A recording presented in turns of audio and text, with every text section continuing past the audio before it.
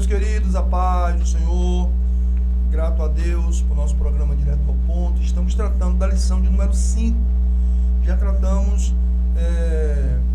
o primeiro tópico dessa lição, né, que trata a respeito do antes e depois da queda. Já tratamos do segundo tópico, que fala sobre o funcionamento da consciência. E agora nós trataremos sobre o terceiro tópico da lição de número 6, tá? Que diz: a consciência é falível. E aí, Franca, que nós conseguimos tratar sobre isso, levando em consideração que esse tópico tem dois pontos importantes, né? Defeitos da consciência e Deus, o Supremo Juiz. O que podemos falar aqui sobre esse tópico, a consciência é falível, no primeiro subtópico, defeitos da consciência, é que aqui eu vejo a lição trazer aqui pelo menos 3 consciências: a consciência cauterizada, a consciência fraca e a consciência da sã doutrina. Quando nós vimos aqui a consciência cauterizada, o que seria essa consciência cauterizada? É a consciência em sua pior condição. Por quê? Porque Timóteo 4:1 e versículo de número 2 vai falar sobre isso. Ou seja, a pessoa não sente mais remorso, Gleison, quando ela peca. Ela peca e vira algo comum, algo normal, algo de rotina, algo do dia a dia. Está cauterizada. Está cauterizada. Ou seja, vive pecando, mas é mesmo que estivesse vivendo de uma maneira normal. E 1 Timóteo 4:1 vai dizer: ora, o Espírito afirma expressamente que nos últimos tempos alguns apostatarão da fé. Ou seja, uma consciência cauterizada não anda junto com a fé verdadeira. Se apostatarão da fé por obedecerem a espíritos enganadores e a ensinos de demônios, pela hipocrisia dos que falam mentiras e que têm cauterizada a própria consciência. Está falando de uma consciência cauterizada. A segunda consciência aqui é uma consciência fraca, que a lição está falando, está se referindo. E a consciência fraca é uma consciência mal informada, é uma consciência mal instruída, né? E Romanos fala sobre isso. Ora, quanto ao que está enfermo na fé, recebei-o, não em contenda sobre dúvidas. Ou seja, uma pessoa mal instruída, uma pessoa sem orientação, uma pessoa como podemos dizer, né? Uma pessoa mal informada. Então, uma pessoa que é mal informada, ela tem uma consciência fraca, debilitada. Mas também nós temos a última, que é a consciência da sã doutrina. Essa consciência, a lição fala que ela deve ser submetida a Deus, às orientações de Deus, à palavra de Deus, à doutrina, né? Ser essa consciência, essa sã consciência, a consciência da sã doutrina, melhor dizendo, ela é repreendida por Deus. Como já foi citado aqui em um tópico anterior sobre Davi. Davi foi repreendido por Deus pelo profeta Natan. Então, uma consciência sã é uma consciência doutrinada, é uma consciência ensinada, instruída pela palavra de Deus. Quando nós temos uma consciência instruída e ensinada, nós somos repreendidos pelo Senhor, né? E é isso aí, Gleison, o que eu tenho a falar. É verdade. Você colocou aí 3 pontos importantes sobre a consciência e de fato é verdade. E o tópico vai falar sobre isso, né? O tópico de número 3, o primeiro ponto, nós faremos a leitura rápida de uma parte que diz o seguinte: para a consciência funcionar bem, é preciso estar corretamente educado e cuidada à luz da genuína palavra de Deus no Espírito Santo, né? Ou seja, vai coadunar aqui com a verdade prática que diz diante da crescente degradação do padrão moral do mundo, ou seja, o padrão moral do mundo está entrando com uma degradação tão grande que as pessoas estão cauterizando a sua consciência, né?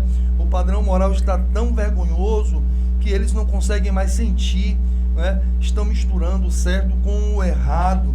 E vai continuar dizendo o seguinte: a crescente degradação do padrão moral do mundo, o cristão deve apegar-se cada vez mais à sã doutrina para ter sempre uma boa consciência. Então, para não termos essa mente cauterizada, para não sofrermos essa cauterização ou não termos uma mente fraca, não é? É preciso nós termos a consciência da importância da palavra.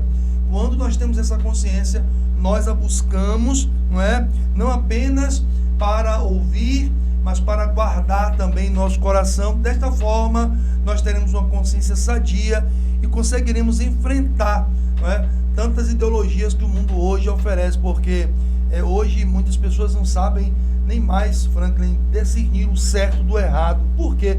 Porque a sua mente está confusa, a sua mente está perdida, não é? Dúvidas. Com muitas dúvidas, com muitas informações. Eu passei isso na aula dominical, na igreja de um amigo, que me mandou diversos vídeos e disse: Cleidson, ouve aí e tal, e eu tentando discipulá-lo. Ele estava ali na igreja, hoje não está, pelo menos ali na sede, congregando com a gente, mas eu ouvi, né? Ouvi aquele vídeo e eu vi uma mistura de muitas religiões, de muitos ensinos ali, não é? Inserido naquelas colocações ali. Eu disse a ele: olha, essa colocação é desse ponto, aquela colocação é daquele outro ponto, não é? E essas colocações estão diferindo com o que nós ensinamos, não é? Porque a palavra diz isso. Ele disse: eu estou vendo que você vai trazer apenas o que a Bíblia realmente traz como verdade, e essas outras informações. Eu disse: não, se contraria a palavra, para mim não é verdade. Se contraria a palavra, para mim não deve ser aceita. Se contraria a palavra, eu não devo ter essa informação como base da minha vida. Então, por que as pessoas têm essas informações como base para a vida? Porque não estão com uma consciência sadia, não estão buscando o conhecimento da sã doutrina, da palavra de Deus, que é, de fato, não é, aquilo que nos limpa, aquilo que nos corrige, aquilo que nos instrui para alcançarmos salvação. Agora, no segundo ponto, Franklin, que fala sobre Deus como supremo juiz, né? Diz aqui um ponto importante: como disse Paulo, porque em nada me sinto culpado, mas nem por isso me considero justificado, pois quem me julga é Deus. Muitas vezes o nosso coração é enganoso e os nossos atos, às vezes, não é? Se não pararmos para colocarmos na balança e entendermos o que é certo e o que é errado, às vezes nós vamos continuar praticando coisas que para nós não parece ser tão errado, mas que é errado. Eu tive uma lição na minha vida, Franklin, quando ainda era mais jovem, novo na fé, e eu nunca esqueci essa lição, né? Da minha amiga, que eu chamo ela da mãe que me instruiu, porque que me levou para o conhecimento do Evangelho foi a minha irmã Cleide, mas quem me instruiu, quem me ensinou, quem caminhou comigo foi a minha irmã Thelma, né? Se ela estiver ouvindo, Deus abençoe minha irmã, a paz do Senhor. Há um tempo que eu não converso com ela, mas ela me orientou muito. Eu era menino, ela já uma senhora de idade, hoje já está senhora com um pouco mais de idade ainda, e eu passei com ela e peguei alguns caroços de amendoim, né? E quando peguei aqueles caroços de amendoim, que fui debulhar para comer, ela perguntou para mim: é seu? E aquilo impactou a minha consciência. Eu disse: por que você está perguntando isso? Porque ela disse: você teve permissão de pegar esses amendoins? Porque o que eu vi, você passou e pegou. Você é dono do amendoim? Não, mas besteira. Não é assim que a gente pensa? Besteira. Eu, na igreja que comecei a minha fé, nós tínhamos o ditado: do que é que tem nada não, né? O que é que tem nada não. E às vezes a gente coloca na nossa consciência: o que é que tem nada não, não tem nada a ver, né? As coisas são mínimas, e aí a gente não sofre aquela acusação, vai fazendo aquilo, e aquilo se torna rotina, e a nossa mente fica cauterizada no sentido de não sentir que aquilo ali é um erro, é um pecado, é algo E aí eu disse à minha amiga, irmã e mãe de criação na fé, como eu costumo dizer com ela, né? Eu disse, não, eu não pedi permissão. Ela falou, então não é seu. Então você está pegando o que não é seu. Então você está cometendo um erro, um pecado. Então, o que eu faço? Ela disse, bom, se você acha que não é nada, você pede permissão. Se o dono te permitir, pode pegar, você pega e você não estará cometendo erro. Né? Veja só, alguns caroços de amendoim. Há muitos anos eu era jovem ainda, hoje estou casado com filhos, mas nunca esqueci essa lição. A minha consciência não permite que eu esqueça essa lição. Então, quando eu pego algo, por mínimo que seja, uma caneta, mas não é minha, eu devolvo. Ah, besteira não, é sua, não é sua, devolva a caneta. Você pegou, mas eu acabei levando. Já aconteceu comigo no trabalho, depois chegar lá, olha, a caneta está aqui, ó. Não é minha. Por que eu vou pegar o que não é meu? Então, aprenda isso, o que não é seu, não é seu. E se você pega, por menor que seja, você está cometendo um erro gravíssimo. Se você não pode levar e entregar a quem é devido, deixa lá, não pega. Não é? Então, cuidado. Se a sua consciência não está te acusando, o seu coração está sendo enganoso, está enganando você, busca o conhecimento da palavra para que você possa entender que, por mínimo que seja, se você pode mudar, mude. E aí é o que Paulo vai dizer. Eu posso até não me sentir culpado, mas quem me julga é Deus. Verdade. Quer fazer alguma observação? Não, tudo que você falou, isso realmente já é fundamental, né, para esse segundo subtópico, né? Deus, o Supremo Juiz. Por quê? Porque há momentos que observando aqui esse ponto, há momentos que a gente diz assim, não vejo isso como errado na sua consciência, né? Não vejo isso como errado. Eu vou dar um exemplo. Em uma sala de aula eu estava e a professora estava defendendo o aborto. E ela não via isso como errado.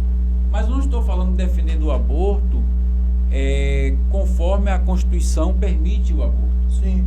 Mas estava defendendo o aborto porque sempre com aquela expressão, o corpo é meu corpo, minhas regras. Meu corpo, minhas regras. Então, eu enquadro isso como uma consciência cauterizada. Uma consciência cauterizada. Então, não vamos entrar por essa porta. A porta que nós devemos entrar é a porta que nós temos que estar submissos à palavra de Deus, à sã doutrina. Que Deus assim nos abençoe. E eu vou trazer algo também importante, Franklin. Nós precisamos estar atentos, assim como essa irmã minha me deu esse, né? De lá para cá, eu nunca esqueci. Às vezes a gente precisa sofrer para sofrer um alerta, né? Eu vou trazer aqui, inclusive que a lição mesmo ela nos traz aqui, né? Sobre Pedro, né? Vai dizer aqui, Pedro precisou ouvir o canto do galo, Lucas 22, capítulo 22, versículo 54 ao 62. Ou seja, Jesus tinha dito a ele, olha, antes que o galo cante 3 vezes, você vai me negar. E ele negando o Senhor, porque nos evangelhos é visível o medo que os apóstolos tiveram quando Cristo foi preso e crucificado, né? Veja que nós só conseguimos ver um apóstolo no cenário da crucificação de Cristo. João estava ao pé da cruz com Maria, conversando com Cristo, e Cristo disse, eis aí a sua mulher, eis aí o seu filho. Mas nós não conseguimos ver a presença de nenhum outro apóstolo ali. Por quê? Porque eles estavam com medo. E Pedro, naquele momento, o medo fez com que ele cometesse o erro de negar Cristo. Você é parecido com ele? Não! Você fala semelhante a ele? Não! Você anda, né? Não! Quer dizer, às vezes pelo medo de sermos comparados com alguém que serve, às vezes o medo de alguém dizer, você se veste como alguém que serve, você fala como alguém que serve, você estuda assuntos de alguém que serve, e nós queremos esconder isso a todo custo, porque nós não queremos nos parecer com Cristo, porque nós não queremos nos parecer com alguém que hoje defende os princípios cristãos, e aí vamos negar a Jesus, e alguém tem que dizer: por que você está agindo assim? Pedro precisou ouvir, né, como diz aqui, o canto do galo para entender: neguei Jesus. E ele disse que eu negaria, eu neguei por causa do medo. Então eu vou deixar um alerta aqui, Franklin: não deixe o medo fazer com que você negue Cristo, porque se você se veste como Cristo está ordenando nas Escrituras, os apóstolos, né, o Evangelho, se veste com pudor, não deixe de se vestir com pudor, porque alguém vai criticar você. Não deixe de falar de Jesus porque alguém vai criticar você. Não deixe de se declarar um cristão porque alguém vai criticar você. E dessa forma você acaba cometendo pecado. Que pecado é esse? O pecado de negar Jesus. E Franklin, isso é tão sério que o próprio Jesus citou isso, dizendo: se me negarem diante dos homens, eu vou negar vocês diante do meu Pai. Se vocês me negarem diante dos homens, eu vou negar vocês diante dos anjos e diante do meu Pai. Mas se vocês não me negarem e aceitarem a minha palavra, o que eu estou orientando, o reino de Deus, eu não vou negar vocês, eu vou receber vocês diante do meu Pai. Franklin, tanta gente negando Jesus, Franklin, com comportamento, com palavras, com forma de se vestir, com forma de se comportar. Mesmo dentro de casa, no trabalho, na rua, na escola, na faculdade. Cuidado com isso, não negue Jesus. Abrace Ele, porque Ele quer abraçar você. Mas se você continuar tomando essas atitudes, o galo pode até não cantar, ou quando cantar, pode ser tarde. Deus abençoe sua vida, e saiba que o Senhor é o nosso supremo juiz, é Ele quem nos julga. Então busca Ele primeiro. Muitas das vezes, Frank, as pessoas não querem buscar certos conselhos, eu tiro por mim, de pessoas que estão cometendo erro e não querem buscar o conselho, porque sabe que a palavra vai revelar o erro. Não quer vir para a luz, por quê? Porque a luz revela a verdade, confronta. Busque a Deus, busque a palavra, busque a presença do Espírito, para que você possa ter uma consciência sã, não é? E o seu coração não te acuse, mas não te acusa porque de fato você está voltada para Deus, você está voltado para Deus, e Ele possa estar sempre com você, como Ele disse: eu estou convosco todos os dias, até a consumação dos séculos. Deus abençoe sua vida, Deus abençoe sua família.